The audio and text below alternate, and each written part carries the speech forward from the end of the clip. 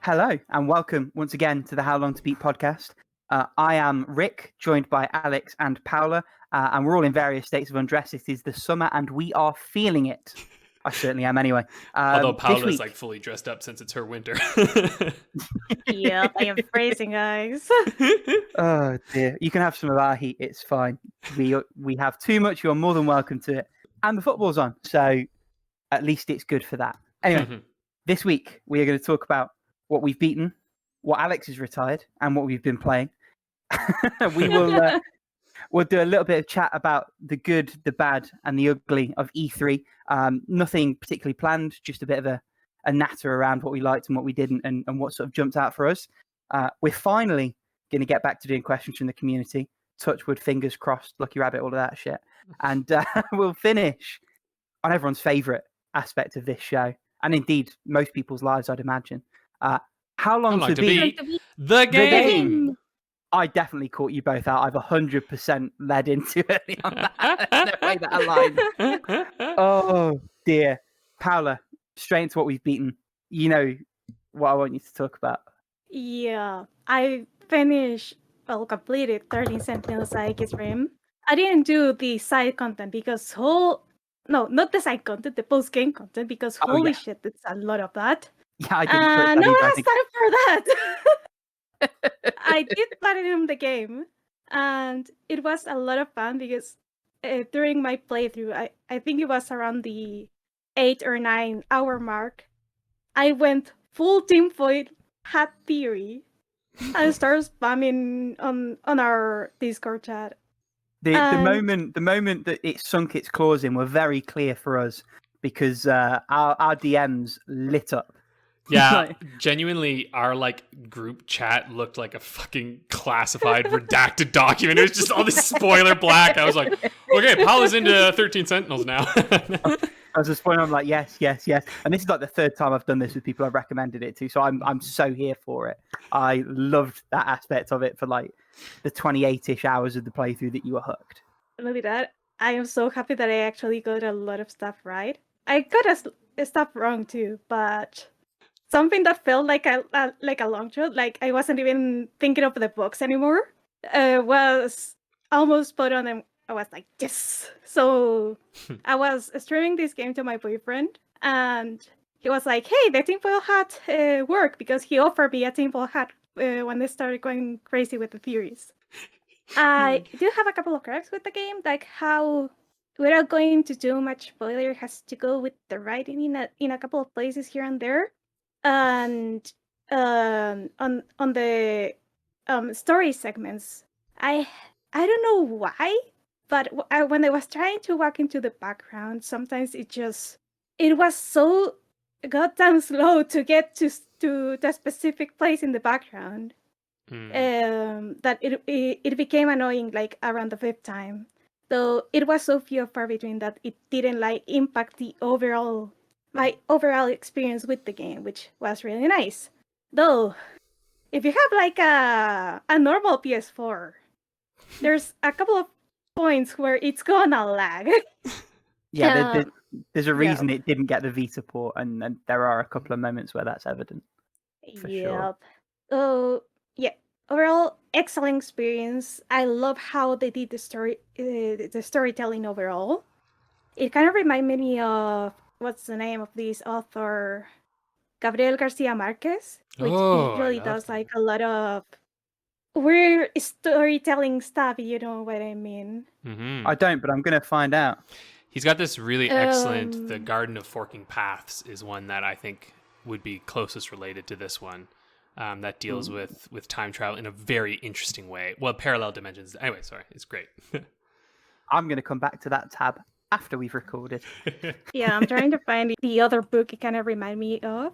That is Chronicle of a Death Foretold. Ooh, that's a great band name as well. That is a great band name, sorry. So yeah, I really dug the general writing and storytelling of the game. The battles, usually people don't seem to like them as much, or it is one of the weaker points of the game, but they aren't bad. Like the they are kind of breakable at some points Mm-hmm. if you know which mechanics to explode.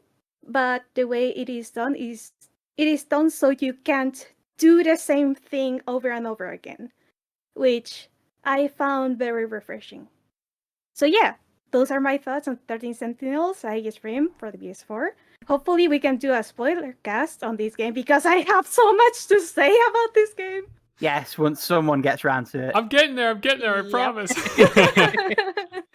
No Before we pressure, move, Alex, no pressure. before we move on, what score did you give it, and why was it 10 out of 10?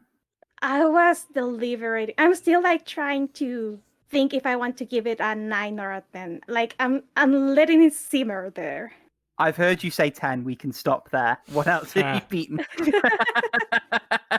I also finished this morning Syrup and the Ultimate Suite. And let's be honest, after 13 Sentinels, I was like, story out. Like, my brain was fried. So I went with something short and sweet, pun totally intended, because Syrup at the Ultimate Suite, it's about this candy alchemist that lives in this town where everything is done by means of magic. But she believes that science has the upper hand here. So she has a store with candies that she makes like in a traditional way. And one morning she just finds a magic candy golem on her lap. And the story unfolds from there. It is very silly. It gets weird at times, but overall is a very heartwarming experience in most of the routes. I gave it, I think, a 7 out of 10. So yeah, that's my week. What have you beaten, Alex? I see something very interesting there. Oh, I beat 2 10 out of 10s this week. Just two of my favorite games for sure. So I'm going to talk first about Chicory, A Colourful Tale. So I kind of, God, I wish I had just stretched this game out for like weeks so I could talk about it every week. Because this game is just, it's fucking brilliant. I mean, it's currently the best rated game of the year on OpenCritic. Like it is, it's got a solid 90 on there, and I think it should get higher, frankly. But it's just, how do I describe this game? It's like the best 2D Zelda you've ever played, but without any combat, and yet some of the most, I think, like intriguing and ingenious and intuitive gameplay mechanics that like I've ever had in a game. It really takes its premise, which is that you live in a world wherein color is put into the world by people called wielders, who wield this kind of brush that, you know, comes from nature and it imbues the world with color. And the wielder that you serve under, you're a janitor in the like wielder's tower, and she's kind of vanished, and there's these like, you know, weird trees coming, and all the color has vanished from the world, and so you pick up the brush and you go to town. And it's so like free flowing. It has this map, and it does that beautiful thing where it like guides you for the first little bit, and then eventually the game just sort of opens up, and it's kind of Metroidvania in a way, because you unlock abilities that allow you to kind of explore more of your world, and it is such a goddamn joy to explore this world. Like I basically 100%ed this game. The only thing that I didn't do is like there's just like a couple slightly like there's a few things like you can pick up some stuff that's not like super required. It's very much like this is just a fun thing you can do. If you want to complete it, sure. But I was like, nah, I'm okay. I don't need that stuff. Like you can pick up litter around Picnic, which is the name of the place, and it's like anthropomorphic animals, and oh my god! And the whole story deals with creativity, and it also, you know, it's an example of a game where the writing is so excellent. I mean, think of like a lot of people really love. So it's by the creators of Wander Song and Celeste, and there's some really cute. There's some cute Easter eggs for Wander Song in there. Oh, and my God, there's an Easter egg in this about a game series that I fucking love, and it is an amazing Easter egg. Like when I hit it, I stopped and had to tell you guys in the Discord. I was like, this game just became my favorite game because it's so good. Like it happens, and I was like, yeah. Like I just laughed and loved it. And yeah, when you hit it, you'll know exactly what I'm talking about. But yeah, it just, so yeah, like I said, by the people who made Celeste. And so a lot of people talk about like the writing in Celeste and how excellent it is, and how it does this really wonderful exploration of kind of mental health. And it's like, imagine that writing times like 100. Like there's so much more in this game. The writing in that was like sort of a side thing, right? It's like an interlude, but the writing in this is front and center, and like to the point where they do this brilliant thing where it's like, you can talk to someone and you can get the information you need just from one conversation. And you got it, you're fine. But like, you can continuously talk to a lot of people until they basically run out of dialogue. And I was doing that all the time because their dialogue was awesome and it was so wonderful. And like, people appear, like they travel throughout the world, right? Like at different times. Sometimes if you color in a whole screen, you'll see someone pop up and they're like, oh, I heard you colored this one and I just wanted to come see it. And they'll like comment on the way you've colored it. And like, they'll often genuinely comment. Like sometimes I did one thing where I had to do this thing and I kind of drew something that like didn't look great. It was like kind of, and they were like, well, that's interesting. Like, they like genuinely have these excellent comments. And like in the art classes, they'll actually critique your art and like, they'll give you advice and like stuff. And it's so well thought out. Like the whole thing is so well thought out. And I was looking at the creator and he talked about how they purposely didn't gender Chicory. And that was something I noticed too. So for me, Chicory was female. That was my kind of look on it. I felt like, yeah, female. But they purposely talked about how like in the writing, Chicory is completely genderless. And there is never a reference to Chicory's gender, except if you're in a language that the language is just gendered, like French, where it just is. They offer you the options to choose if you would like masculine, feminine, or if you would prefer a neutral sort of tone for that. So in any of the languages where you just can't escape gender, where it's like, baked into like the verb usage and stuff, they give you options. But I just thought it was great. They even had a land acknowledgement at the end. I was like, oh my God, this game is like, literally, I feel like this game was just like made for me. I was like, everything I wanted. It was so thoughtful. And the fucking music. I've been listening to the soundtrack on Spotify nonstop. This music is by Lena Raine, who did the music in Celeste, and it is amazing. Like, there are some serious goddamn bops. It's one of those ones where I was playing a boss fight, and at one point, I got lost in the fight. Like, I was just like, and my girlfriend was trying to get my attention, apparently, and I was like, she like had to whip me with one of her hair elastics. I was like, what? Like, I was just so like lost into it because it was so intense, and the music was so incredible, and it was just like, it just clicks. It's one of those games you just want to keep playing. And like, I don't know, I'm gushing about it because there are so few games that capture that feeling of like joy and almost like childhood reverence when you play something where it's just so fucking fun that you're just completely enraptured in it. And like, this is one of those games where everything, it just felt right. And like going through it, it was like, whatever my mood was, it felt like the game was ready to match that. Like if I just wanted to come in and explore a little bit and do some painting, it was like, yeah, come on in, dude. Then it was like, hey, I want to go explore some like really awesome, intricate, clever dungeons. And it's like, all right, here you go, come on in. And it's like, it has all of that stuff for you. Yeah, oh my God, I can't recommend this game. And it's so cheap too, man. It was like 20 CAD. Like, it's not even expensive at all. And it's by Finji, Finji's publishing Tunic as well. And so like, this is a company that pay attention to these guys. They're making some good shit. Yeah. And I'm worried this is a game that people are going to sleep on because like, it's out on PC and then it's out on the PlayStation, PS4 and PS5. And I've heard that they do some really impressive stuff with the controls on the PlayStation. So that's pretty cool. But has it not got a Switch version? It feels like a game that's tailor-made for Switch. I'm sure it will. It's a small team. Let me just put it. It was a Kickstarter, actually. Also, the turnaround on this, they got this done so fast, and it's so polished. If there's not a Chicory 2, I'll cry. Like they sort of hint at it at one point in the game, and I'm like, please make it, because the world they built is so beautiful. And yeah, I don't know. It has such a touching story. Like I told you guys, it hit me in like a personal area, but I think it will hit just about anybody because it really just deals with this. Oh, and the themes. Sorry, I could go on forever and ever. Like the themes are of kind of knocking down like the barriers to creativity that exist. And this is something I found a lot. Like in the art world, there are so many barriers that are put up, and there's so many gates that are kind of erected for who can do art and like who's allowed to engage in art and like who we respect in art. And I hate that shit so much. And the game really tackles it in like what feels like a really authentic way. And that's the thing that I like about this game, is that sometimes you see games trying to tackle artistry and like being an artist and also creativity, and it can feel like a little highfalutin sometimes and like just a little disingenuous, you know. But this is a game where I was like, no, this feels perfectly genuine and just really, really moving. I don't know. Sorry, I'm talking for so long. I've already gone on probably like 10 minutes on this game. I just love it so much. I want everybody to play it. Play it on the PC too, because I think it works much probably better with a mouse. But apparently they've done great stuff with the controller as well. So, there you go. Maybe for anyone who is like from an international audience that isn't like from UK, United States, or Canada, I think you can get the game so cheap on Steam. Yeah. Because I think it is $10 for me. Is it? Hey. Yeah, it is $10 in Chile. Well, see, look at that shit. See, this is what I'm telling you why I love these freaking developers. Look at the shit they're doing. If you're international, go do that. Get it for cheaper and enjoy the shit out of it.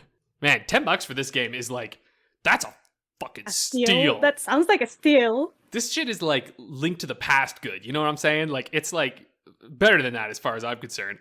So it's fighting talk. Oh, I'm serious. Oh my god. It makes Zelda, like 2D Zeldas, look like child's play. That's what it feels like for me. Like, and just because there's no weak Link in this game. That's the thing that I was like, oh. Hey! But seriously, throw these developers some love. You didn't mean that. I didn't. I really wish I did mean that, but that was too good to be accidental. Sadly, it was. But thank you for noticing it at least. I didn't know that though, Paula. That's awesome. Yeah, and I believe it's been translated into a number of languages. So hop on that train, you know. Oh, and the art style is so pretty. Anyway, it's just so good. It's just so good. All right, I'm gonna help you out and move you. Yes, along, let's Alex. go to the next one. You'll go forever if I don't. I will. I could do the whole time. Yeah, Mass Effect 2. One of my other favorite games. God, I love this game. This game is so fucking good. It was weird. I actually was just the other day, I kind of felt like I was burnt out on it. I was like, oh, I think I'm done. And then suddenly, like, I woke up the next morning and I just had like a rush of like desire to play it, and I just like fucking swept through the final legs of this game. It's an incredible game. The gameplay is much better tuned than Mass Effect. You can just see them improving as they go along. The writing's wonderful. It's really fun exploring all the different planets. Some people don't really love the like probing thing, but you don't even really need to do it. You have to like probe planets to get resources, but like I'm gonna be real with you here. Like you just don't really have to. Like you need to probe some of the planets, but you could literally spend maybe 20 minutes and be done for the rest of the game, honestly. What do you mean? I haven't got the first clue. You literally go to planets. So you're flying because you have a galaxy map. So you have the map of the entire galaxy, and you can go to all these different star clusters. And then in the star clusters, you drive around your ship and you can click on planets, and then it'll kind of zoom into the planet and you scan for resources. And then you send like an extraction probe down to like extract resources from the planet. And it's a way to help you buy upgrades and stuff, which, by the way, little hint for people, you get your squad's upgrades. Go talk to your squad in your ship and get the upgrades for the ship, because a couple of them you're going to need unless you want some people to die. I'm just saying. And is there like story implications for probing, or is it just a resource management thing? It's mostly resource. It's just to like get your upgrades for your ship. Yeah, there's not a real story thing. It's just a way to balance like how you get upgrades instead of it just being money. But if you played Mass Effect 1, you're probably never going to have to worry about money in this game, because they import your money from Mass Effect 1, which completely breaks the economy. Which I love, because I was like, I don't feel like messing with the economy in this game. Anyway, I 100%ed this game. I got everything. I did all the side missions. I did all the DLC, playing it as the Paragon route, because the Renegade route is just sad sometimes. But yeah, it's such a good game. The companions are excellent. I will say, what's fascinating about this game is you start to see EA's influence, and this was really the time when like DLC was such a big thing to create like small modular single player DLCs. Like it was just, I don't know, it was like kind of like the rise of that. And it's nice to have them put in here. And I'd be curious if you could tell what's the DLC if you hadn't played it originally when it came out. But when it came out, like I know when I'm playing it, I'm like, yeah, this is DLC. And it's fine, but it always just feels a little off from the main experience. And I don't know, I'm just sort of sad by that. Like, where it's like, oh, come on. Like, I sort of wish that this had just been part of the game from the get-go and could have felt a little more integrated. But I think they do a good job of making it feel integrated in this collection. So anyway, if you're a first time playing, I'd be interested to know if you knew what was the DLC or not. One thing that is really cool is that they're side missions. So when you go to scan planets, sometimes you'll find an anomaly, and that lets you go do a side mission on that planet. It's usually a one-off thing, but sometimes it'll connect you to like other planets in the galaxy that you can go do side missions on. And what I really love about them is all the side missions feel like shit that the development team was like, hey, I got a crazy idea. And then they're like, yeah, make a level out of that. You know, like it sort of feels like that kind of thing where they're like, what if we had a level where it's like you had to click, like it was like totally, you can't see anything, but you have to click like beams that connect. And they're like, oh, it sounds cool. So like it's kind of fun because I think some of their more interesting ideas sometimes are in these side missions. Maybe not most interesting, but like ideas that you can tell like wouldn't fit in a major mission, but fit perfectly in a little side one. So yeah, I don't know. I highly recommend Mass Effect 2 big time. Like I said, it's a 10 out of 10 for me. It's just there's not many games like this out there that are so huge, have so much dialogue and so much excellent dialogue, and just, yeah, it's beautiful. Beautiful game. There you go. Those are my 2 games. I beat some big ones this week. All right, I'm done. Rick, tell me what you beat. Wow. By contrast, I've beaten 2 very small games, and one of them I did the most of the beating the week before. So for everyone who's listening, I'm in the middle of a move and dealing with utility companies, moving boxes. I haven't had the gaming time that I normally seem to find out of nowhere to play all the things. So I've beat 2 games, the first of which I talked about a lot last week, which was Metal Slug second mission for the Neo Geo Portable by way of an emulator on PSP. It's really good. The wrinkle is it's really good for a Neo Geo Pocket game. And they do loads with it. In terms of recommending it, I would never not recommend it. I don't think I'd ever not recommend any of the Metal Slug games because they're all so damn short and they're all pretty good. Like the baseline is very high for that series. But if you're listening and you've never played a Metal Slug, go play the first one. For my money, it's still the easiest entry point because it's all so straightforward and distilled. The mechanics are already in place by that point, and you don't have to deal with any of the aliens or the zombies or the branching paths or any of the stuff that they add in later games. If you played those and you liked them, no shit you're going to like the portable versions. It's the same thing. It's just a demake, and a really fucking good demake at that. And they do differentiate themselves a little bit in that the branching paths, rather than being, do you climb over this suspicious-looking cave entrance or do you go into the cave entrance? It's depending on where things go, because the levels are so much shorter. You'll take entirely different routes across the world map from sort of level 1 to like the level 38, 39, 40 that are at the end of it. Lengthwise, it's still sort of 40, 50-minute playthrough. There's a lot more replay value, arguably. And I think if I was a kid with this and a Neo Geo Pocket, I would have loved sort of going on a run and working out what's my path going to be this time kind of thing. As someone coming to it today, still holds up. The gameplay is still fantastic. Don't make it your first Metal Slug, but it is brilliant. The other game I played is a mobile puzzler called Agent A Puzzle in Disguise. And I've had this one sat on my phone for a couple of years. It's award-winning in the sense that mobile games win awards. But it's basically a escape room game told over 5 chapters. So your character is hunting down a rogue agent. You followed them home to their like penthouse thing, and then you have to like solve classic adventure game puzzles, like looking under the pot plant to find a key to open the letterbox to get another item that will let you fix the light at the front of the door, which for some reason lets you get in. Like it's adventure game logic like that. But to its credit, the vast majority of it is intuitive, which you can't always say for games in that genre. There were times, particularly in chapters 3 and 4 of 5, where the map design felt like it got in the way of things a little bit. There's a lot of sort of moving back and forth, and it's like, I know what I've got to do, but I've got to visit the same rooms back and forth 3 times to make it happen. It's like, ugh. But as a cheap mobile game that I spent 3 to 4 hours with in sort of the 10, 15-minute breaks that I've had this week, I think it really, really held up. And I think if you're looking for something on that platform, I don't think I could recommend it in its own right, but as something on that platform, it's pretty good. Graphics are well done. UI is pretty solid.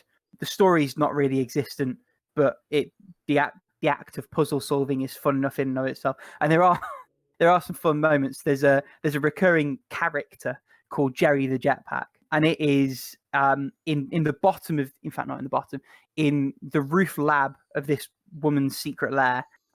You find a jetpack just hanging up, and it's got a very tempting red button on one of the handles, and you press it and it goes in fucking Deus Ex Machina's the solution you need for a puzzle. And then you keep finding it in different places, like, oh, hi again, Jerry, let's see what you can do for me this time. Press the button. And it does clever stuff like that. There is a charm to it. So if that's the kind of experience you're looking for, wholeheartedly recommend it. It wouldn't necessarily recommend it to anyone who isn't already looking for that sort of thing. Although I'm really going around the houses because I'm sort of feeling my way through how I think about it as is.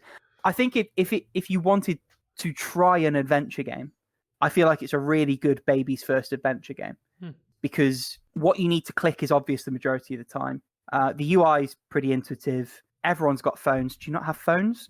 So it's I feel like it's good in that sense. Hopefully that makes sense in the recording when you're listening back. Those are my playthroughs. Those are my completions. Only you have retirements this week, Alex. So let's go for them. Let's do it. These are 2 retirements from the Boss Fight Books catalog of games that I'm playing. So yeah, I retired Galaga because, like, look, come on, it's an arcade game. Well, yeah, I can't beat it. So I'm just like, I'm good, I'm done. Get good, Alex. Yeah, get good. Well, I mean, it would take too long. Then I also, I tried to go at this game as best as I could, but holy Jesus. So I don't know if you've ever heard of Jagged Alliance 2. I have, yeah. You have? Ooh, cool. Okay. Paula, I'm guessing no. No, it kind of rings the bell, but not really. It's like a Command and Conquest sort of RTS, just without the resource management, isn't it? It's like no, think XCOM, more XCOM. But like in a real time thing, isn't it? It's not grid based. Yeah, it's not grid based, but it's XCOM. Actually, XCOM and this game were being developed at the same time. So Jagged Alliance 2 and Jagged Alliance actually and XCOM were being developed kind of at the same time, and without either of them knowing they were doing these style of games. And XCOM came out just a few months before, which I think kind of cemented XCOM as the game that everyone sort of knew from this genre. And yeah, it's sort of turn-based, but not quite, in the sense that, like, you move all your characters in one planning phase, and then all the enemy has their turn. So it's turn-based in that sense, right? Where it's like all your guys get to go, and then all their guys get to go. So more like Wasteland. Yes, it's like a lot like Wasteland, actually. Wasteland, I think, picks up the DNA of this game. Got you. Now, it's made by a company called Surtech in Canada, and I actually think the book on this is really fascinating because Jagged Alliance 2 is massive. I mean, the concept is that you land on this sort of, like, random island in some country where there's been a military coup. And so what you're doing is you've been hired by the deposed king, so the brother of the woman who took over the island, and he's hired you and a bunch of mercs. And so you're coming into the island, and you land in one spot, and you basically have to fight your way up to her. And you decide how you do that. And so it's like there are these basically segmented areas. There's like a map screen that you go into. You have to hire mercenaries, make sure that you've got enough money each week to keep the mercs on your team. It's fully voice acted by professional voice actors, which is like super rare. This game came out in 1999, and the voice acting's like good. The characters are, for its time, would say quite international. Like, they're from all over the kind of world. Obviously, it's a lot of white dudes, but there's I was like 13 or 14% women or something like that. I don't know, not a ton, but like there is quite a variety. And I could see why people would absolutely love this game. Like, it is deep and it is hard. It is very hard. I got it for $2, so I was like, fuck it, I'll try it. And even like the tutorial, like you kind of have to like read the manual to like fully understand the tutorial. They maybe patched some stuff in to make it like a little more understandable now, but there's still a few things that you kind of have to read the tutorial for. But anyway, it's in that isometric sort of style, and you move each of your characters and they have action points, right? And so you can like click them, like go over this way, and they'll just move as fast as they can. To get there, you can they can go prone, crouch, they can stand. You can like combine items to like MacGyver things for them. And like there's also team dynamics. So like sometimes if you try to recruit someone, if you have like, for instance, there's like one dude who's like pretty fucking racist, and there's like a black lady later in the game where if you try to recruit her and you got that asshole on your team, she's like, fuck you, I don't want to go on your team, that guy's a dick. And so it's like kind of neat, like they're dealing with like some stuff like that.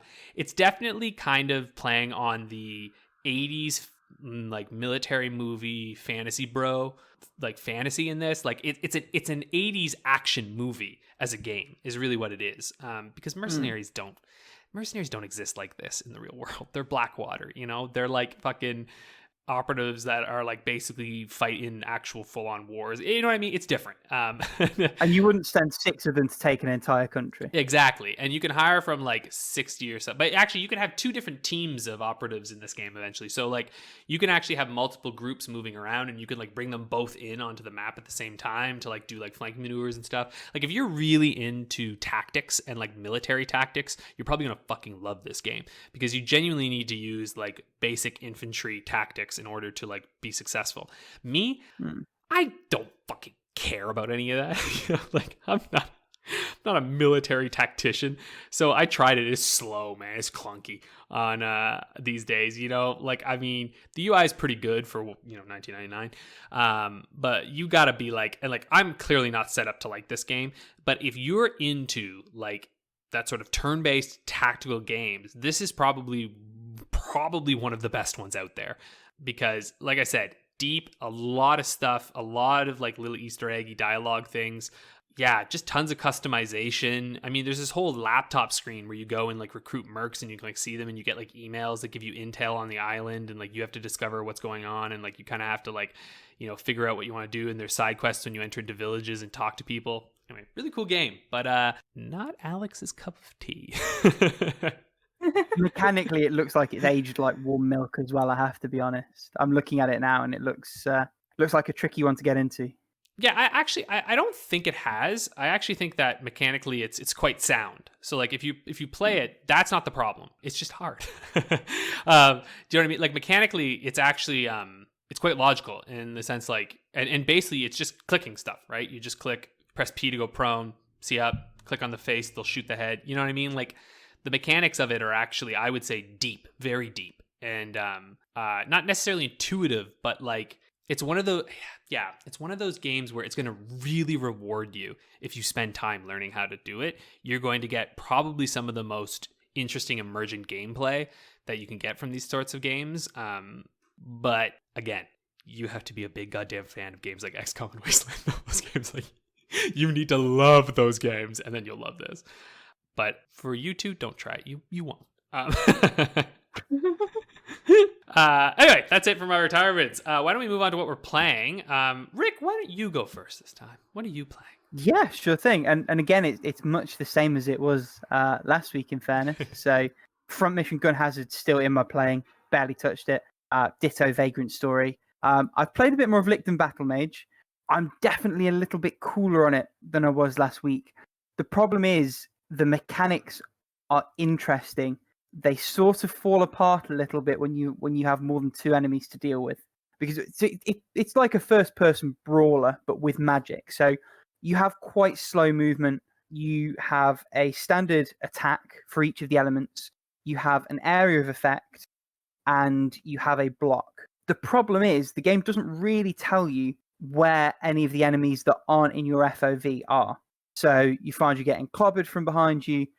You find you're getting shots from all kinds of places. Even the shots that are in front of you, you don't really have the time to block properly. And one of the cool things that it's supposed to let you do is, as a melee combatant tries to hit you, if you time your block right, you release like a parry magic attack sort of thing. And there's definitely depth to the combat. So I've only got 3 of the sigils so far. So there's fire, ice, and like a gravity movement affecting thing. And you can freeze enemies and then hit them with fire, and they'll go. But you can also do a movement thing on them that slows them down, and so then the flames will be more effective when you can hit them. And there's more sigils to come, so there's definitely things that it can open up. The crafting also has a lot of options, although that I feel like is far too much to do and not nearly enough explanation. There's a streamlined like smart upgrade thing, but it's sort of frustrating to do that because you feel like you're leaving stuff on the table. I'm getting the impending sense that the game needed like 6 months of QA, and that it's probably going to become frustrating before I hit the credits. I hope that's not the case. I hope it turns it around, but I can't realistically see what it's going to give me beyond the controls I already have that will mitigate the combat problem. I suppose the only thing as it stands is that actually on normal difficulty, you can tank enough damage that it's fine. But I feel like I need to be a little bit more mobile or have more combat options for the way that it's setting me up. But we'll see. And then the other one is Uppers, which I am quite close to having finished now, just because it's been perfect for the move and everything else, because the missions are like 3 to 5 minutes long. So it's such an easy to pick up and put down. Because it's a really casual 3D brawler kind of thing, there's not really a lot to do in between missions. So it's just like bish, bash, bosh, bash, bish. It is still crazy dumb, and it is still a hell of a lot of fun. And what I've liked since I started it when we were talking about it last week is that there's actually quite a lot of character variety. So it gives you the impression when you're starting out that you're just going to be playing as these two best friends. But actually, as the story progresses, you play as various other people. And most missions, first time round, you have to play as the two friends. But if you go and replay a mission to sweep up any love letters that you missed the first time round, or to grind your popularity for whatever reason, you can play with whoever you like. And so there's a lot of, not mechanical flexibility, because the mechanics are broadly the same. The button inputs are identical.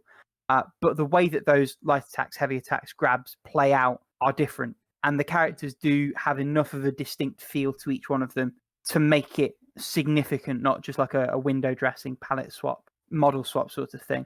So I like it. And if you've got a Vita and are confident to set it up, I think that's the way to play it. So yeah, I think having it on handheld, there is a tangible benefit to the game from that you wouldn't necessarily think about until you've been in that situation. And it definitely reinforces my feeling on Hades that I would have had a much better time with that game and been much more inclined to play more of it if I had it on Switch. Also, anyone who's listening, Hades has been confirmed for PS4 and 5, I believe, at this point. And Xbox Game Pass. Yep. And Game Pass, there you are. So get on that, because for all our criticisms, it is still an excellent game. As is Uppers. I'm really, really liking it. It's one of those where I almost would call it a guilty pleasure, but I think it's more than that. I think it's a game that objectively is flawed, but in a way that from a personal perspective just doesn't matter, if that makes sense to either or of you. Fantastic. Paula, what have you been playing? Speaking of games that play better on handheld, I've been playing Breath of the Wild on my repaired Switch because I finally got those Joy-Con replacements. Holy fuck! Just no Link more doesn't Mario work Kart. completely anymore. No more Mario Kart, no drifting. No drifting. But I'm actually pretty happy how the repairs went. Because I ordered a set of joysticks out of from Amazon, among other things, and it was surprisingly easy to take apart and put back together without messing up anything. Oh yeah, you guys don't have the free repair service down there, do you? Nope. Also, repairs for one Joy-Con on some places I've been. It's pretty much the price I paid for replacements for all 6 Joy-Cons.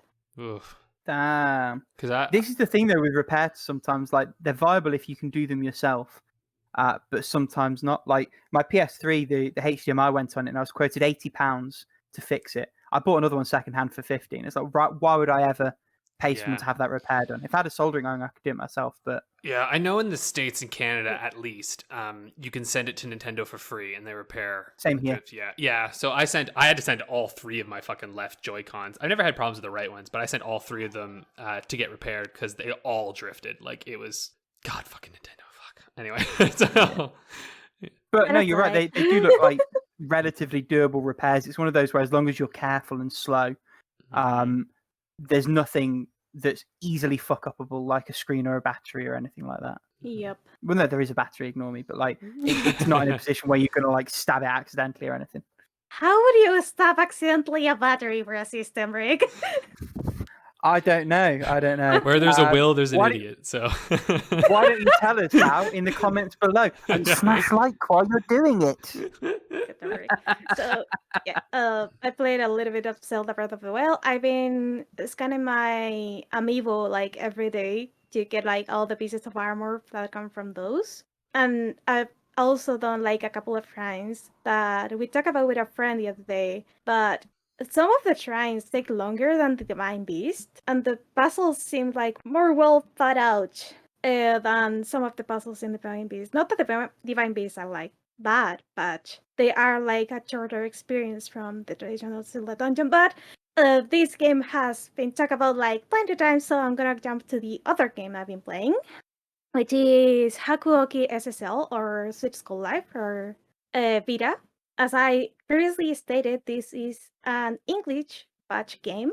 And the only problem I have with the game so far is one of the mini games you have to play because it plays like a regular otome until the mini games. Most of them are like pretty straightforward, but one of them, and it's the last one you have to play, and you have to get it perfect, otherwise you get a bad ending. Where the protagonist pretty much is running away from something, and you have to play these mini games from people that are like blocking your way. And two specific ones have a high language barrier because they couldn't translate it or well, because one of them you have to order sort these kanji so they make up a word, and I haven't seen half of these kanji yet, so I pretty much have to like sort them as fast as I can and try to get like a lucky break with I actually got with a 5 kanji sequence, and I don't know how. And the other minigame from that random pool you get 5 minigames out of is one where one of the characters shows you like the face of a character and is like, oh, leave the banner that has or doesn't show that character. And of course, it's not like they only use one word for telling you the banner that doesn't have that character. There's like 3 words, so I pretty much had to get lucky and not get either of those minigames. And after like 20 attempts, I finally got the first ending. Luckily, you can buy. They were like the pretty short attempts, though. I know, but Like, still. the best part is that you can buy a ticket that allows you to skip the mini games once you clear one route. So the only reason I would be replaying some of these mini games is to get the points I need to skip the other unlock ones. to unlock like some special stuff in the game. Oh, I see. The only reason you'll ever go back to them now you can get the tickets. Right, sorry, I misunderstood you. I'm with you now. Yeah, but you only buy the ticket once, so I'm not doing the random 5 again. Never again, because holy fuck, it was frustrating. Which Sorry, go on. It is a shame, because otherwise it is a very fluffy and cute game, which actually made me go like full fangirl for a moment last night, and I was like, ah! So, yeah, that's the only thing I would say, like, play, like, the first route I'd recommend doing probably is Okita's route. Only because he doesn't show on the minigames if you do the route. So the guy you are doing the route for doesn't show in that last minigame. And Okita's is probably the hardest one because of the language barrier. Right, I've got you. This is a thing with fan translations, though. God love anyone who's going to put their own time into making these things. But sometimes, like, you can tell that it's someone who's not a professional who's done it. And it can affect gameplay, like you're thinking. I wasn't going to mention it, but in Uppers, like, there's been a couple of the love letter requirements that are just clearly mistranslated. Because what you have to do to get them to trigger is not what they're asking you to do in the English. But I understand 99.8% of the game, and the heroes that put it together did it before there was an English version available. So God love them, they had to translate it all on their own. Yeah, it's just one of the quirks of those things. The worst one I've ever seen, it was a 3DS game. I can't remember what it was called. It was in the Lost Planet series. It was like a spin-off. And it's like a third-person shooter for 3DS. It's supposed to be pretty good, but the person who did the fan translation was self-admitted someone with no language skills. It was someone who was able to like open the game up and like Google Translate. They literally, fuck me. And it wasn't even a native English speaker, so they couldn't test it. It was someone Brazilian, and that was borderline unplayable. But again, like I could still understand more than I would have done with the Japanese, but still. The way they're doing fan translation, because I'm on the Discord group for Otoge Library, I think it is named. They have a leader project and they are required to be able to translate it so it doesn't sound like Google translated stuff. So there's a certain quality there. But the thing is, the tools they're using doesn't allow them to change a specific stuff in the game, and that specific stuff in the game that isn't changeable was some of the stuff in the minigames. Though they did offer like a cheat sheet with all the little bits of Japanese they couldn't translate, so that made it like way easier to understand the minigames. They actually did a fantastic job with the game. So far I haven't seen any major like typos or things that would keep me from like completing the game. And once you complete the mini games, you don't have to play them like never again. But I do have hope because like Automate is re-releasing a lot of the Hakuouki games for Switch, and Idea Factory International already is hinting at localizations they're planning. So if Switch Call Life ever makes it to the Switch and it gets officially translated, for anyone who enjoyed Hakuouki, especially because of the characters, I couldn't recommend it enough, because at least so far from what I've played is like, I think it's the flop everyone was looking for. And importantly, until the big publisher pulls their finger out, these people are making the unplayable playable, which is always a good thing. It is amazing because they are also working on Black Wolf Saga and the fundings for Amnesia Memories, that are Amnesia Later and Amnesia Crowd. The fucking names of these Atomic games. Yeah. I love it so much. Why are they so obsessed with memory? Anyway, it's great. My favorite was Norn 9, and you were like, Norn what? Yeah, some of the games are out there. Like, what was that one you just said? Black Eye Wolf, Black Super Wolf, Black Eye Patch Wolf? Black Wolf Saga. Black Wolf Saga, yeah. And they have like a subtitle that is like... Of course they have a subtitle. I can't even pronounce it because it is in German, Saga. but I think it's like the word for white and black. black. Howling Moon. Yeah. Sorry, I just like clowning on them. I'm still bitter about Psychedelica. Of course you are. Which, by some miracle, didn't have a subtitle. Yeah. Well, I suppose Ashen Hawk technically is, because you've got Black Butterfly as well. Yep. Speaking of stupid names, what's a Griftland, Alex? A game that has grifted away from me. I'm not really playing it much right now. I was so into Chicory and the other ones. I actually think I'm not going to retire this game per se, but I think I'm actually going to get to go home because I'm being fully vaccinated on Tuesday. What? Or I will have been fully vaccinated by the time you're listening to this. So next month, it's my brother's wedding. So I get to go home for the first time in like almost 2 years now. Actually, yeah, over 2 years, I think. I haven't been home. It's been fucking ages. So finally going to be able to get back out there. And I thought, you know what? That's going to be Switch gaming time. I got a flight. I'm going to be on vacation. I'm not going to be around my console. So I was like, you know what, Griftlands? I'm going to save you for when I am traveling. Because it's actually a game I want to pay attention to. Sometimes Switch games, I like them because I don't have to pay attention. I can be watching some, RuPaul's Drag Race in the background, playing a little bit of Switch. But Griftlands is like, nah, bro, you gotta focus. And I'm like, okay, focus. So, because there's lots of great dialogue. So I'm not playing a lot of that. In fact, I haven't been playing much of these games. Mass Effect Legendary Edition. I started Mass Effect 3 because I wanted to play. I did this with Mass Effect 2. I played like kind of the opening, and then I stopped to play a game in between because it feels like an epilogue or like like a prologue to it. So like I just played the opening of Mass Effect 3, which is nice because it gets me like, oh yeah, right, and it feels like an epilogue to Mass Effect 2 in some ways, and you're just like, man, Mass Effect 3 starting is dope. Like they go in and they're just like, okay, shit's about to go down, let's roll, and they just go for it. And combat's much better. Shepard learned how to run in between Mass Effect 2 and 3, so it's so funny. In Mass Effect 1, Shepard can jog a little bit, a light jog. Mass Effect 2, Shepard can run, but gets exhausted. And then in Mass Effect 3, Shepard's like, just like fucking going for it and like never tires. And I'm like, this is the one I like. Also, if you look at the Mass Effect games, they go from like, sort of chill sci-fi to like Gears of War, like giant motherfuckers. But Mass Effect 3, like everyone's just like a little muscly, and like the suits are like chunky by the time you get to the third game. They look good. It's just sort of funny. Like you could kind of see like the development of their abilities. And it's a thing I talked about with EA, right? Where I was like, the downside with EA was like the DLC stuff. The upside was like, man, they had some fucking resources for this game, and they were able to really up all of their systems. So, like combat feels really fucking good in it. And it's like, when I was playing Outriders, I was like, Outriders and Mass Effect 3. And I was like, yeah, it is. Because when you're playing this game, I'm like, oh, this is where Outriders got its inspiration, because all the powers that you have are just so awesome. So anyway, I won't be playing that for a while, though, because I got to play, Rick's favorite game. So I'm going to play 13 Sentinels as kind of a buffer between Mass Effect 3.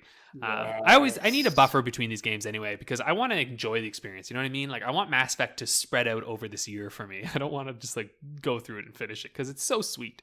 And I've been playing Where in the World is Carmen Sandiego. Again, this is a dumb game, and I love it.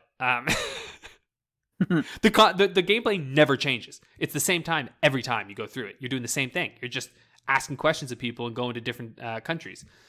Is there ever an end game then? Is there like a yes, clear? I think, and I haven't gotten there yet, I'm pretty darn sure that eventually, because each time you complete cases, it's like, complete this many more cases to get your next rank. And then I think when you hit a certain rank, you're going to have to chase after the one and only Carmen Sandiego, right? Like, right. You never get her, you get all the other thieves, and then I'm pretty sure the final boss is find Carmen. So there is an end point. I'll be real with you. This is a great game to get high and play. It's because it's simple, and it's simple and it's fun. And like, if you're just sitting there and you're like a little high, it's like, because the music's like ding, and you're just like, I got the little thieves, and it's really good. So that's more. Look, I don't drink, but I have my one vice, and it's weed. Anyway, that's it for me. I'm not really playing anything else. I did just buy Turnip Boy Commits Tax Evasion, so you'll hear a bit more about that one from me next week. I think this is a game. I heard mixed things. I hope you like it more than the critics did. I've heard the critics quite enjoyed it. Everything I've been hearing about it, people have really enjoyed it. Anyway, people that I follow seem to really like it. So there you go. Also, it's only like 2 hours long. I don't think I'm gonna hate it that much. Well, I mean, 2 hours. What? From the games we're not playing that released to the games we're not playing because they haven't released yet. Yeah. Let's talk all things Segways and E3. The Electronic Entertainment Expo. That's what it stands for. Yes. Oh, I thought it was everyone expects everything and then gets nothing, because it was actually, and I don't know about you two, I thought it was a bit underwhelming this year. I think that's natural because obviously everyone's plans have been thrown off by. Oh yeah, okay. In that sense, I think I went into it with the expectation that like this is a rough year for everybody because COVID's a bitch, and so I was just expecting like a couple things that might be neat and like just a little bit of info, and I was like, oh yeah, that's what I got. Even with that, I felt, particularly from the bigger boys, I felt very underwhelmed. I think where I got the most joy was actually just from stuff that's bounced out around the Steam Games Fest. And I'm counting it because Gabe was fucking in the PC show to shout it out. So as far as I'm concerned, that counts as part of E3. Oh, well, hey, look, everything that went out, yeah. E3 is so much more than E3 now, right? Like, the Wholesome Direct's not a part of E3, but it is a part of E3 because it's all on the same time, all of that is there. And it's interesting, though. I would say that, like, this show had a little bit of something for everybody. So, like, me as a gamer who has Xbox Game Pass and a Switch, this was an excellent E3. I was like, sure, because Microsoft. Pass, Microsoft. Look. Obviously, I'm a bit biased, but holy fuck. Like, that was like every second, it was like, Day One Game Pass, coming to Game Pass, exclusively on Xbox on Game Pass. And I was like, like my little gamer heart was just like, oh my god, I don't have to buy games anymore. I can just play Game Pass. Like, it was just that moment. And in our chat, I'm just watching as you're going, oh my god, Microsoft won E3, and Paul's like, shit, I need Game Pass again. Yeah. Yeah. I don't know. It's like, sorry, yeah, go ahead, Paula. There's so much stuff coming on Game Pass, like on day one. Not It's only insane. that, but the variety was insane. This is what I'm suddenly, like, it suddenly clicked for me, because, like, I liked Game Pass because there was a couple games I wanted to play, but as I've had Game Pass now for a couple months now, it's been, actually, like, half a year I've had Game Pass.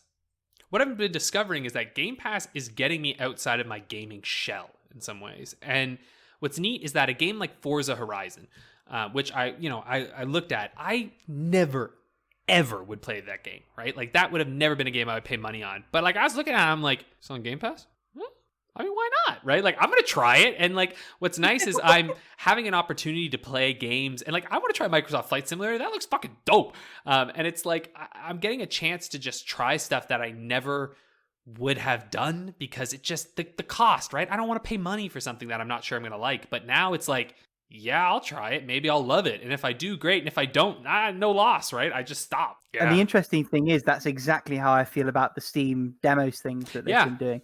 I mean, obviously it's without the paid subscription and without it being the full game. Obviously it's a different sort of tiering, but it's exactly the same thing. It's like, fuck yeah, I'll give this random thing a go and see if I like it.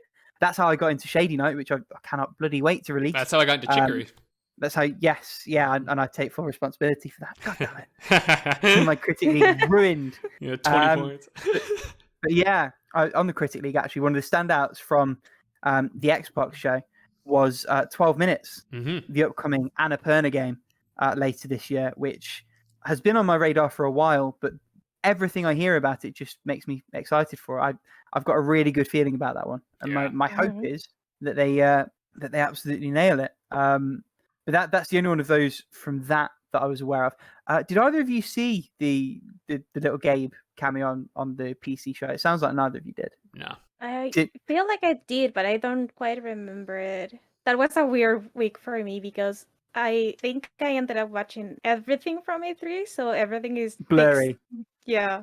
I didn't sleep much that week. They basically showed a load of stuff, and I don't know if it was canned. If it was canned, then whoever decided to make that thing was a genius, because there was a clip as they were transferring back to the main host of the thing, and it's just Gabe going, "Shit, some of those look really good." And some of them do look really good. And inside of baseball, we're all playing some of those demos to talk about next week. So get downloading, because the festival ends before this goes out, for fuck's sake. I'll put that on the Discord, not here. But next week we're going to talk about some of those, and some of them release very soon, and some of them look really, really, really good, including one, again, that was on my radar and again is on my Fantasy Critic League, Sable, which looks like a real good time. And I won't say too much about the demo, because that's one that we'll be talking about next week. But we have differing thoughts on that one. Mine were very positive, and I hope they bear out. So we've talked a little bit about Microsoft. Sony obviously didn't show up. They've got a Days of Play scheduled, so I suspect they'll talk about. I gotta say something. I think Sony fucking got hurt from not being in this. Like, I agree. Jesus Christ, because no one is fucking talking about PlayStation at all. Like, it's an addendum. You know what I mean? Like, if someone mentions like, oh, a game's coming, it's like, oh yeah, it's coming to Switch, Xbox, like PC, right? And then it's like, wait, is that one coming to PlayStation? You know what I mean? Like, I don't know. Maybe to the general consumer, maybe not. Like, because we're unusual, right? Like, we're the people who tune into fucking E3, which we're into games either way. So I'm not actually sure how impactful E3 is in general. Like, you know what I mean? I don't know. And I would say outside of this bubble, certainly anecdotally, it's just, are you getting a PlayStation? It's the PlayStation shortage. No one's even talking about Xbox. But then that's not really even Xbox's play anymore. Xbox's play is, we want you on a recurrent subscription. We actually don't care if we can sell you a box or not, because you can have it on the cloud. We're working with people to put it in your TV. Yeah. We just want to be everywhere. We don't really want you to buy our hardware necessarily, which is an interesting play. Although I'm not sure I totally agree with you on that, though, because one of their core messaging still is that if you buy our hardware, it's going to be the best way to play it, right? Like, that's their messaging is, you can play it anywhere, but, right? And they're like, play it on the hardware and it'll be the best experience. In the short term, sure. Yeah. I think long term, that's not their play, without a shadow of a doubt. But Nintendo had a surprisingly strong showing, starting with what got me and Paula very excited, Shin Megami Tensei 5. That is looking so good, and especially they had it on Treehouse. They played like 20 minutes on it on Treehouse, and I was like, nice. I still haven't seen the Treehouse footage. Is it everything we wanted? It might be. I don't know. They just show like general gameplay. Okay. But it is looking like really good. That's a yes then. That's yes. All I meant by that. I feel like Nintendo had like a really it was like a solid showing. You know what I mean? Like, it wasn't like, whoa, but it was like, oh, this is like a solid year of games, and like older IPs coming back. You know, you got WarioWare returning, which looks fascinating. You're controlling characters in it instead of different solutions for different characters. I got mad Scribblenauts vibes. Yeah, from that weird way. I'm not opposed. I'm just intrigued. And you know, Super Mario, like Mario Party's back, I guess. Superstars, we'll see. Every time a Mario Party releases, I'm like, okay. I've been burned before. Like, I'll wait and see. Let's talk about, everybody's been going fucking nuts about Metroid Dread. But I'm just going to say a couple things here. I am extremely worried about this game. So, like, I know it looks neat. 16 years in development. This game has been in development for 16 fucking years. In and out, yeah, for sure. In and out. Also, okay. My least favorite part about Fusion was having to run away from the thing you can't defeat. I'm like, that's not Metroid to me. I'm like, what? And like, look, I'm hoping it's going to be really good, but I get this feeling where it's like the things we loved about Super Metroid. How do I explain this? The best Metroid games are not Metroid games anymore. And yeah, that's fair. Yeah, and what I'd say is that the teams who are making these Metroid games are in a shit situation where they have one of the best games ever made as the reference point, and they weren't the ones who made that game. You know, like it's like they weren't, and they're not, and so it's kind of like, I don't know. I have a sinking suspicion it's going to be good, but that's about it. It's going to be good. You know, like how we think about with Samus Returns, where we're like, it's good. But then you're like, is it great? No, but it's good. Okay, so I agree with you some points. I'm going to push back on you in some points. I definitely would have preferred the version of Metroid Dread that we would have gotten on DS. Because by the sounds of it, they were making that with Fusion assets, and I thought Fusion looked incredible. Oh, that would have been so nice, yeah. Yeah, I could have fully gone for that. Equally, I actually really liked the Samus X portions of Fusion, which is what you're talking about. And I think the interesting thing is playing those before Super Metroid, because the through line for me is building an atmosphere, a sense of, not dread, because that is the word I go for, a sense of being like a single solitary figure alone in this alien space. Maybe not outgunned. Certainly I didn't feel that in Super Metroid properly, but in Fusion, you were supposed to feel fucking vulnerable and like you had to claw for everything. And I think that fed a little bit into the way they did Zero Mission as well. And I really actually like that evolution of Metroid as a thing, where you're powerful, but you're also not the apex predator. And you have to pick your moments. And I think it does that really well. Now, are Mercury's team the best people to make a Metroid proper? That is a question. And I think what you're saying there about not being the original team, having the background of not a perfectly received remake. I liked what it did, not necessarily for a Metroid game. That melee counter's a really weird one because it fully flips the combat loop. Now, in this one, you've got a running melee counter. That could be cool. Could be. And I think they could make that work. Could be is the key word, yeah. I think everyone's super excited to have Metroid back. Yeah. Probably haven't thought of the implications, and I think you're definitely on point with that. I am cautiously optimistic because I did like Samus Returns, but it could go horribly wrong, and I think that's Let's just put it this fair. way. And I hope that they go and make a 2D one someday. That's what we want. We don't want shitty 3D. I know. We want good 2D. Here's my thing. If you can't make a good remake, I'm extremely afraid for your original. That's just like my thing is like I can't argue. You know, yeah. And again, I agree with you. It's just I think if you like Fusion and you like the stuff you're describing, that's the stuff that I don't like. Like I actually never felt powerless because I just felt like I felt gimmicked in a way where I was like, all right, I know I can't kill this thing. It's going to fucking kill me, whatever. Like, you know, like I felt that a little bit, but I also understand your point. I think it's also very valid. It's just, I think there are two sides of the same coin in terms of Metroid enjoyment where I'm like, I like the more the exploration side. And you're like, oh no, I like that atmosphere side. So we'll see. Listen, I want it to be really good. I really do, you know, but I'm a little worried. What do you think, Paula? I don't have much to say in regards to Metroid because I haven't really played any of them. Fair. But by the way, Metroid Dread looked interesting. I just don't know exactly what to expect from it because it still have a different feel from what I've seen of Super Metroid, for example, and it had a different feel, similar but different from Metroid Returns in some way. I just hope we get GLaDOS memes. Because you're being... we've already got GLaDOS memes. We already got GLaDOS memes because that white robot, it was like, that is GLaDOS. I know, when I looked at it, I was like... Yeah. I was like, what? Dudes, what? You have so much. You're in Metroid world. There's what? I was like, anyway, it's fine. It's another reason I wanted pixel art. That would have looked incredible in pixel art. Oh, it probably would have looked really good. Yeah. And you wouldn't have the Portal comparison, which is unavoidable. Also, actually, on the Nintendo front, Advance Wars 1 and 2 coming back. Way Forward apparently in the treehouse, it when I saw the trailer, I was like, huh. But apparently in the treehouse, like when you look at it, it actually looks like all the battles are on like a little table.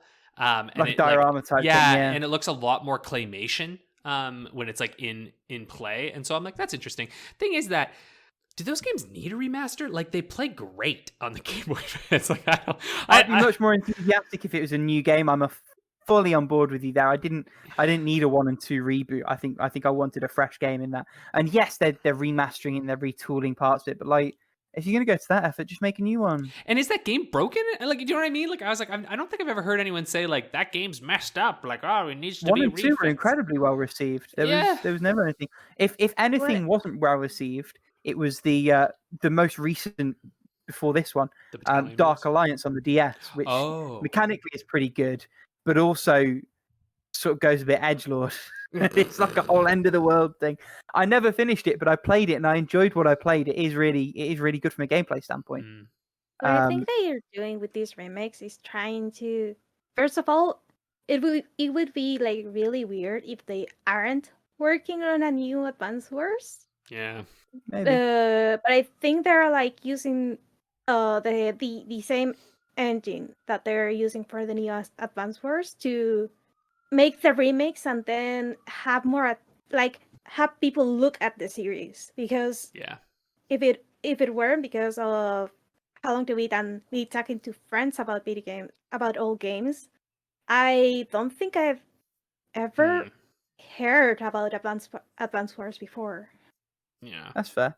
That would make sense to me. I mean, that gives me more hope than if they just re-released the pixel versions. Then you would be like, yeah, we're not getting anything.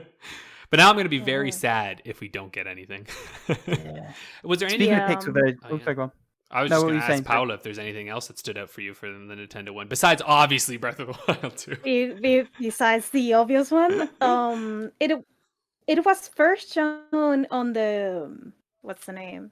On the Ubisoft Forward, but it is a Nintendo exclusive, and it is Mario Plus Rabbids. And I forgot the second part of the game, but it is looking great. It is, yeah, it does. The first one is one of the ones I want to play when I eventually get. Oh, it's fantastic. It is amazing. It looks wonderful. I love Firaxis's XComs, so that with a goofy Mario Rabbids paint job and portably, you couldn't ask for a better game. Yeah, I'm so there, and I'll be there for the sequel as well, I'm sure. Oh, it was so good. Mario Rabbids is such a weird game, because when I first picked it up, I was curious about it being like a more tactical game.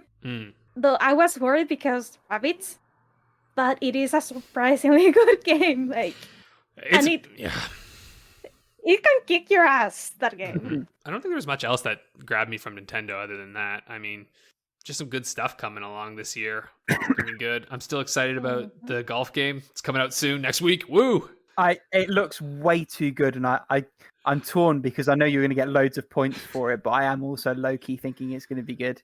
I think it is. I don't want it to do well, but I do think it will do quite well. Yeah. The Wholesome Direct was really nice, though. Okay, listen. Indie developers. There are only so many motherfucking farming, crafting, and fishing games that you could fucking make, man. Like, that's not true. We need to craft all the things, Alex. Oh my god! If that direct cut out crafting, fishing, and farming games, that direct would have been like 4 games. Like, I was like, that's an exaggeration, but like, holy shit! I mean, nice, but holy shit! Like, I'm just like, come on, we gotta fucking, because look, Stardew Valley. It took part of my soul, and I'm not allowed to play farming games anymore because Stardew Valley owns me. You know, like, I'm just not allowed. It did it, and it did it. It did it right. But I don't know. There were a couple games in there that I thought looked really neat. There's some that I'm playing demos of for next week, but I love the Wholesome Direct just because I love seeing games where they don't just like immediately default to the violence option. because I just think it's the easy one, and like trying to explore new. Behind the Frame. I think. Did you see this one, the painting one? Yeah. It was like the little animation thingy they showed. It gave me Ghibli vibes. Yeah, Like the style of it. 100%. It looks like this beautiful adventure game where you're like painting these different scenes and stuff, and like, oh, it looks, yeah, Ghibli for sure. It looked really cool. In fact, I'd actually say like the Guerrilla Collective Showcase, like the Summer Games Fest, like all those ones, like there were just a lot of really nice indie games in there that look really interesting. And Tunic is looking good too. I'm going to talk about that one next week. Yeah. I've got the demo for that as right. well. You have the access to the demo. The other one I really like is, I'm going to butcher it, but the Kiwi. The one like with the little Kiwi. Yeah, that looks amazing. Yeah. Which one is it? Sorry, can you, how is it like key, like a key, like unlock? It's key and Wii as in Buzz. Kiwi. Oh, yeah. Oh, and yeah. you play the 2 Kiwis in the post office and you've got to like do the challenges. It's like Overcooked Post Office Australia edition. It looks amazing. Mm-hmm. Yep. There are some beautiful My boyfriend and I have it on the radar because I think it has a co-op mode and that looks amazing. Nice. Yeah, but this is what I'm saying. Like the stuff that's exciting wasn't at like the main showcases. It was all like the random little PC things. Like there's a game that looks right up my alley. It's like a first-person parkour shooter thing called Severed Steel. Looks incredible. To be fair though, Rick, you also don't own a Switch or an Xbox, so like obviously those aren't that exciting to you. I am a Switch owner to be, so the Switch stuff does still interest me. Yeah, or a PlayStation 5. So. I'll get a Switch before I get a PS5 without a shadow of a doubt. There was that Shim, the one where you're like jumping in people's shadows. If either of you saw that one. Oh yeah, I did see that. Yeah. Well, that's Happy Game, which looks very. Yeah, and that's probably a good lead-in actually to a similar game which was in the Devolver Showcase called Inscription, which is by the guy behind Pony Game and The Hacks. Mm-hmm. The only person who could get me to play a card-based deck builder, because normally I avoid that shit like the plague. But I feel like he's got enough goodwill banked with me that I will give it a try. I love deck builders. I'm in. No. A lot of the stuff that Devolver showed was interesting, though. That store look, at least I think it looked interesting, and the deck builder one was but also the womp that womp. look like it's limited release. Yeah, we spoke a little bit, didn't we, about the physical only release and how warped that is as a concept. Now, it's worth saying that the company behind the physical releases proper, because this is going to be a whole program they're doing, have come out and made changes that I think completely fix it, because they've said everything's going to get a digital release on itch 6 months later. It's not on Switch, so it's not ideal, but that's still everything gets that release. And there's not going to be a limit to the physical pre-orders. So there's potentially a limit to the impact of scalping, because there can be lots more copies in the wild. It's not like they've got a short allocation. And you know, a physical timed exclusivity is not ideal, but I think it's acceptable in the circumstances. Yeah, I can accept that. When it's a digital release after the fact. But Devolver, specifically for this game of theirs that they're doing, which actually does look pretty good, and is from the people behind Gato Roboto. To my knowledge, they haven't come out and said anything of the same effect. No, it's just limited. And this is like a wider trend with Devolver, where I feel like they're almost doing a CDPR, like they've huffed their own goodwill farts, and they're becoming like what they set out to not be. The showcase, I think, has run its course. I feel like they've sort of jumped the shark at this point. They're doing it because they're expected to do a quirky E3 type thing. Yeah, there's still merit to it, but I don't really think it's what it was. The games they showed looked good. Trek to Yomi particularly looks like it could be wonderful if they do it right. But I love the atmosphere of that. But then you've got this company that are like taking the piss out of microtransactions in mobile games and like mobile greed and everything else in the advert for their mobile game. You can't do that. You can't square it that way. It doesn't work. You can't have your cake and eat it too. So I'm a little bit sour on Devolver at the moment. That may well ease over time, but I did like a couple of the things that I saw from there. On a more positive note, I hype for Kena Bridge of Spirits. That game is looking so good. Also, I don't know if I said it before, but it is made by the people that made that Majora's Mask Terrible Fate short. Oh, Have you any I of haven't you seen that. go watch it? That is amazing. Well, I'll watch it if you share me a link. I'm more than happy to do that. Yeah, I'm gonna share you the link like when I can or Nice. right now. And I'm really expecting like top-notch quality from the creators of Kena at this point because of the prior works they've done. Mm-hmm. And the way they're framing it is like they're trying to not make like a playable movie, but they're like incorporating a lot of movie stuff from the game. And what's the name of the game? I forgot.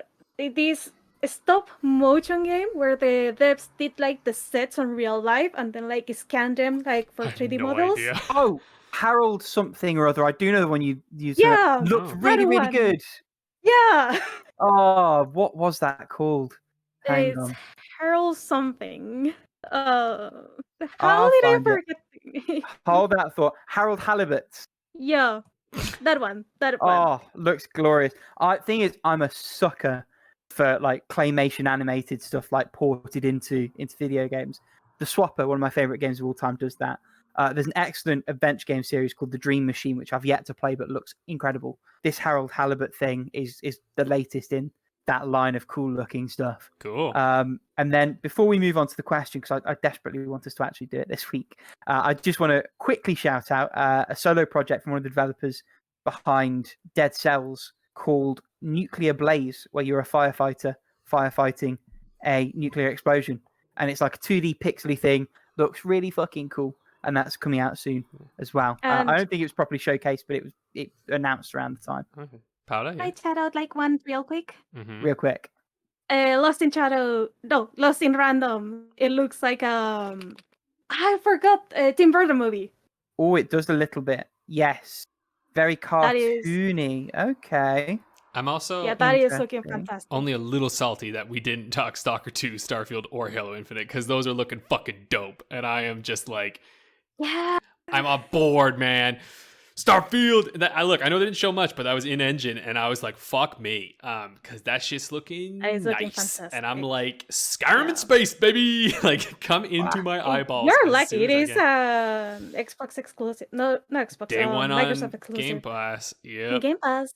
Oh. Wow, it's Bethesda, so I'll get excited when the community have had a chance to fix all the bugs Bethesda didn't bother. Sure, whatever you want to say. I'm right on fucking board, man. They've been working on it for so long too. Like, I'm just like, I cannot wait. And Stalker 2 looks fucking insane. The animation in that game, holy shit! I was like, okay, now we're getting to the point where faces are looking really real, and I'm a little nervous.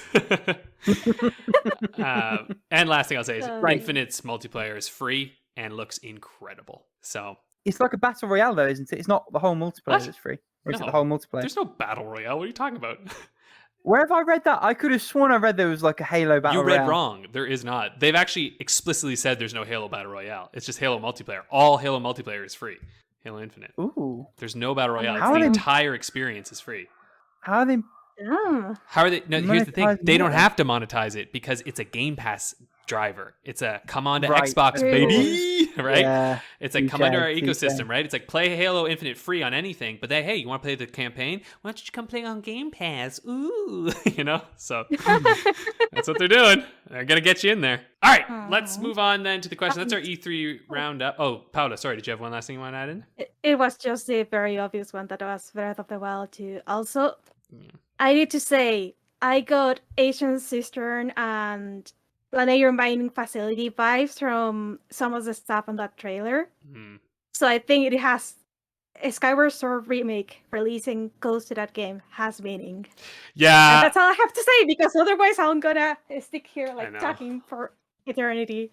All the Sky stuff. Anyway, it was good E3, right? Like, there was some fun stuff. I hope E3 continues in this digital format because it's great. I mean, letting IGN take the reins on it and, distribute everything like that worked really great.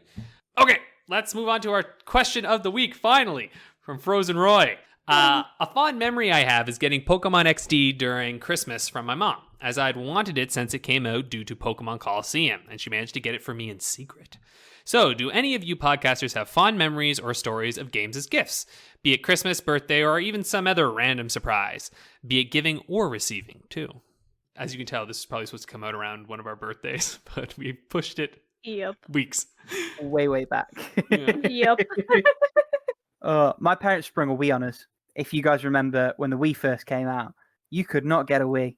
And my parents spent a few weeks telling me and my little brother, well, the shops haven't got them. We're not sure if we're going to be able to get one on the day. So it may well have to be sort of the week after or whenever they're in the shops again. We were like, okay. And right up until Christmas Day, the sneaky monkeys managed to convince us that they hadn't snagged one.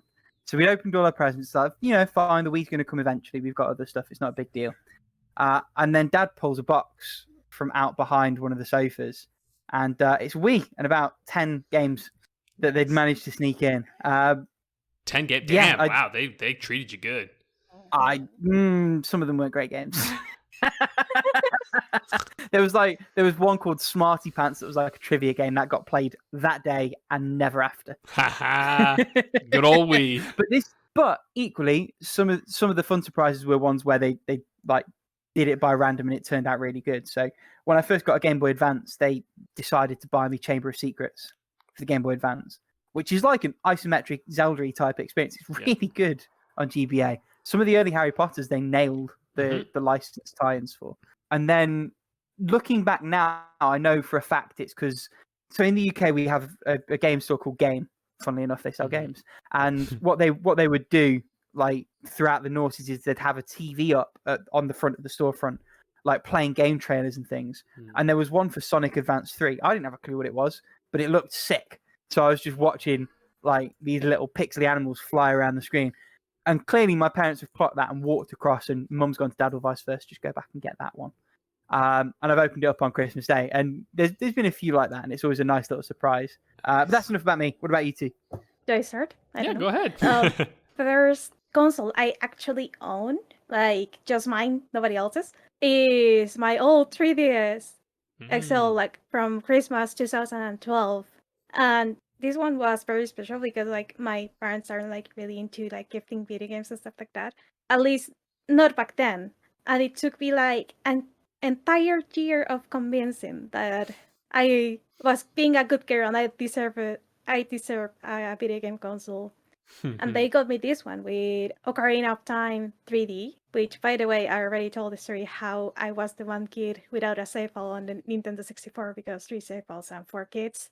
Painful. I treasure this 3DS until this day because it was kind of like a turning point for my parents, because after that, I feel like my nephew was very lucky because they gave him a Wii U after I got one because he loved the hell out of Mario Kart. My nephew at the time was like 4 or 5 years old, but he knew Mario Kart, and he was like, I want that, and he got it, and he played the hell out of that game, and he had so much fun with that. And I don't know, like the Nintendo game for us has been like one way to bond. Nice. Especially because he like stayed at my home for a while because reasons, so he feels more like a younger brother than my nephew. It's like the closest thing I ever get to a younger brother. On that note, Age of Calamity, when it came out, my sister bought it for me, for her and my nephew. And the weeks leading up to the release were glorious because we were like over the phone, like theorizing with about the game or how it was gonna play out. So it was like a really wholesome experience. And the final one that I remember very, very fondly is a birthday gift my brother bought for me. And it was this special edition for Fire Emblem Echoes Tales of Valencia. And we went to pick it up together after like not seeing each other for a while. And we had a good time there. And then I just had to gush about the game like when I finally finished it and told him that I had a really good time. And I was really thankful for it. And that is one of the moments I look very fondly at. So yeah, what about you, Alex? Yeah, I was thinking about, because I did something similar to you where like I convinced my parents to get me a Game Boy Color with like Pokemon Red, and like that one has obviously a very fond memory, but I'm pretty sure I've talked about that before on the podcast. And one that I was actually just remembering even this morning, like I had an original DS Fat, the big thick boy, and I don't know what happened to it. think it just vanished one day or like broke or something. I don't know. But I remember one birthday, my parents got me the DS Lite, that nice little white one with a copy of Ace Attorney and Elite Beat Agents. I don't know how I heard of those games. I still to this day I have no fucking clue. Like, it must have been Nintendo Power or something, because those games are so far out of my wheelhouse. Like, you know what I mean? Like, they're not, as a kid, niche, very much so. Yeah, they're so niche, and yet there I was with those two games, and I just remember funny story. I have two videos on like a really old YouTube channel that have like 20,000 views each of like the first case of Phoenix Wright Ace Attorney, and it's just a shit like me holding a digital camera, because, you know, Lord knows there were no phones at that point, just walking through it, and like I didn't even finish the first case. It's only two videos of it, doesn't even finish. But like I had a ton of videos because I just loved the game and I was like sharing it, but I think people just liked it because they're like, I want to watch it, and it was like back before long plays were really a thing.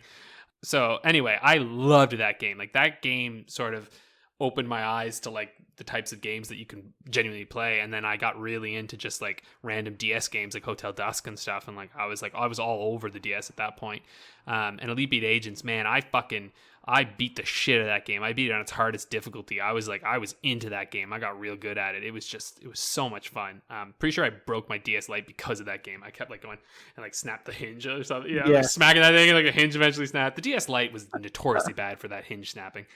Do you know what? The fat wasn't much better. I had two hinges go on fats. They were both pretty shite. I love them. Yeah, I know. I still love them, but it was also probably because I played them so fucking much, so they just snapped, you know.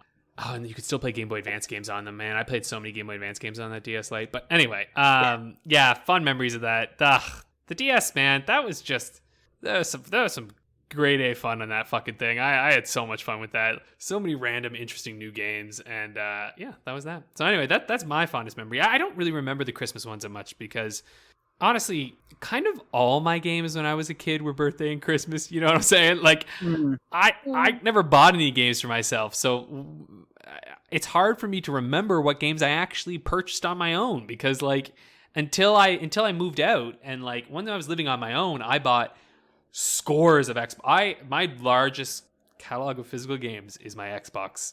I easily have 100 Xbox games. Like, I have many of them, because that was also the era when they were dirt cheap. But, you know, games before that, right? Like Game Boy Advance games. I don't know. I have a couple because they were gifts. Yeah. I got old enough to buy games around when the DS happened, and God, I must have 80. Yeah. Maybe even more, actually, because I've picked up more since it's got to this flat. Somewhere between 80 and 100. Yeah. But plenty of them were secondhand, and secondhand, because the DS was so big, there were loads of games floating around, very cheap. Even new ones. I remember there's a game called Infinite Space, the Platinum Games game, interestingly enough. And that goes for like £70 plus now, because it's relatively rare. But I got it new for 10. Like a month after it released, because nobody bought it, because there was so much experimentation going on that platform, and they didn't want to keep the inventory all the time. They wanted DS games, but they didn't want the same DS games hanging around. It was kind of...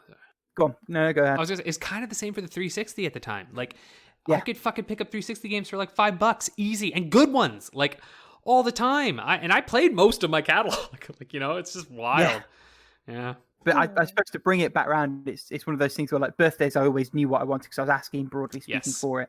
Christmas would often more be the case where I'd get surprised. You know, I'd really like X and Y, and then anything else, you know, happy bonus, and then my parents would take the initiative. And I told my parents normally knock it out of the park. In fairness, that's fair. I told my parents every game I wanted because they knew jack fucking shit, and they were like not gonna guess. I was like, this is what I want, just get me this. And they're like, okay. But I credit the DS for getting me into like games writing and stuff, and thinking about games in a more detailed thing. That's when I started. Anyway, that's a story for another day. Why don't we move along to our favorite game? How long to beat the game? Paula, what are we playing this week? Let me set everything up. Okay. And we have Wolfenstein 2, the Freedom Chronicles Episode 1. Wait, is this an episode of the game or what the fuck? I would like you to roll that again, please. Yeah, I don't know what that is. Yep, I'm gonna re-roll this. Destiny: The Taken King. Oh, Jesus Christ! Should we go back to Wolfenstein? Oh No, let's do this one because I'm sure the Wolfenstein one is like 2 hours or something. You know what I mean? Like it's probably one of those ones. Did you say Destiny 2?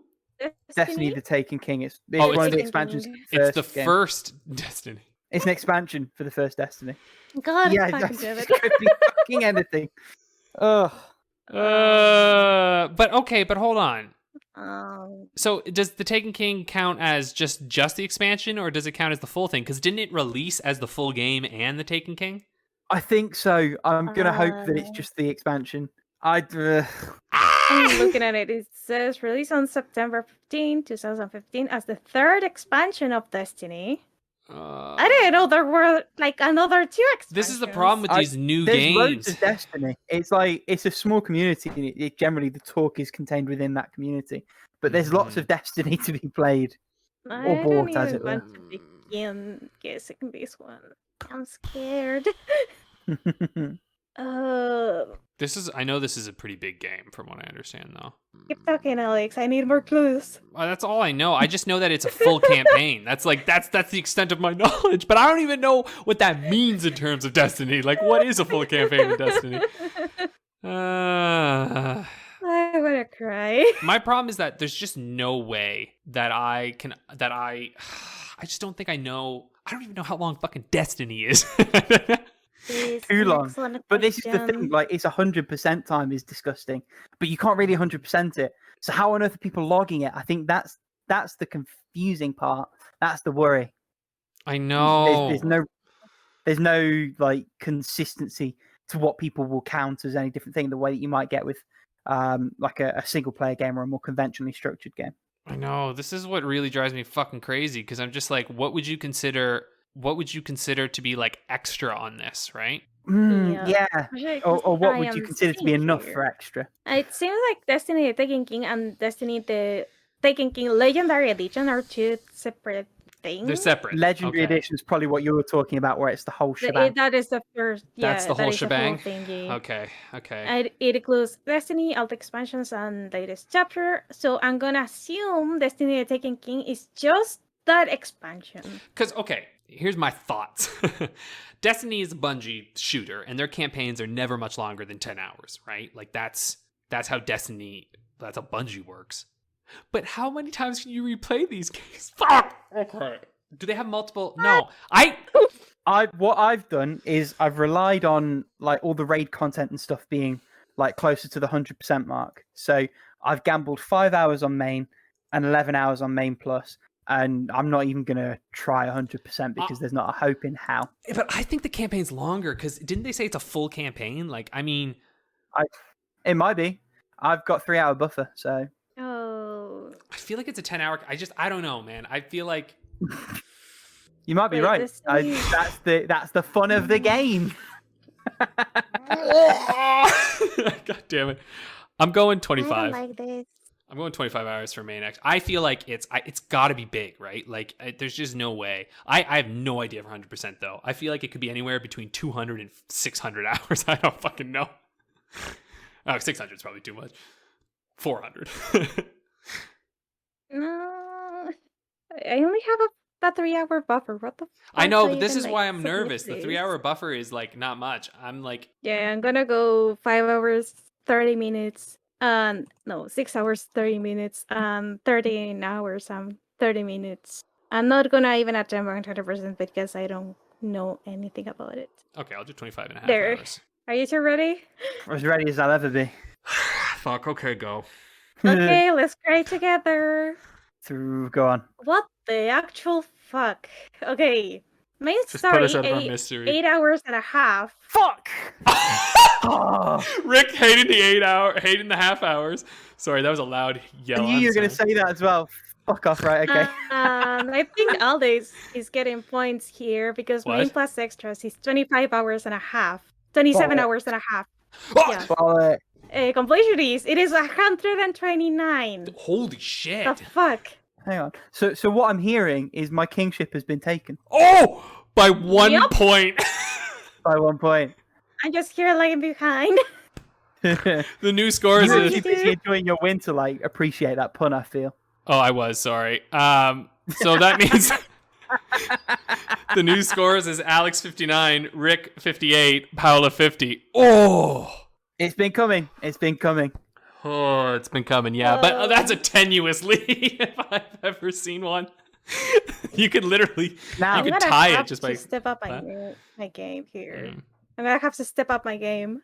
You really do. Can I retake my kingship next week? There's only one way to find out, and that is to tune back in. Until then, stay safe, enjoy the weather or not. I don't really know where I was going with that. Toodles. Catch us next time. Bye.